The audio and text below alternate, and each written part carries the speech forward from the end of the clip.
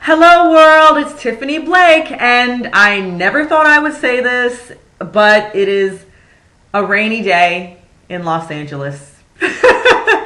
But today I hope my blog helps you in whatever you're thinking, if you're all snugged in your bed, no matter where you are. So it's a cozy day. It's pretty cozy. I'm in my little turtleneck sweater. So you're probably going to wonder why this is blog number 9. Last week I accidentally did blog 10. I meant to put 9, but I put 10. So this will be my blog number 9. And I cannot totally believe that Thursday is Thanksgiving. I just can't believe that. So today's blog is going to be very interesting. I'm going to do it on noticing problems. And when I mean noticing problems, this goes for your professional life, your romantic life, your personal life, meaning just with friends, nothing, romantic with friends. But I've learned this professionally, and I wanted to share it with you, that when you see that there's a problem in whatever you're doing, if you're starting a business, you're, have a goal, you're in school, you're in college, you're in grad school, whatever. You see that you're hanging out with people or they're helping you in your project and they're not an asset to the project, but they're helping you and they're slacking. When you see these things from the beginning, you need to end it right there. They will only cause problems for you in the future. When someone is a certain way, it'll never get better, it'll never change. So you need to cut it loose from the beginning because it'll only help you in the future. So if you see something professionally, say you want to start a business, and you see that there are people slacking, that they're your partners in starting the business, and then, I don't know, maybe things weren't running as smoothly as you thought, and they just start slacking, not showing up, not doing what they need to do. And they say, oh, well, there's no money involved in it. Guys, I'm warning you, especially for people starting a business or at the beginning stages of something.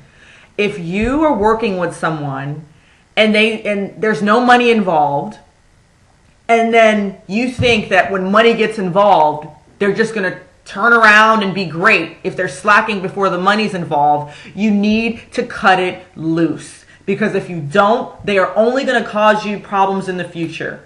You are only as strong as your weakest link. So if someone is not doing their job, you need to cut it then. And honestly, in business, professionally, relationships, I know somebody's feelings are going to be hurt, but you need to say what you need to say. And if you hurt somebody's feelings, sorry, especially in business. I know it's hard, it's sad to say this, but you need to not worry about people's feelings in business, because if they were not showing up when you needed them, they're never going to show up, and you need to just cut it loose then, because they're going to cause problems. And I mean, it could be any problems. I mean, if they're not showing up now and then money's in the equation, they could start stealing money. You never know. But if you can't count on them in the early stages, you will never be able to count on them in the end. Okay? So it's like when you date a guy. I mean, he doesn't cook for you in the beginning of the relationship.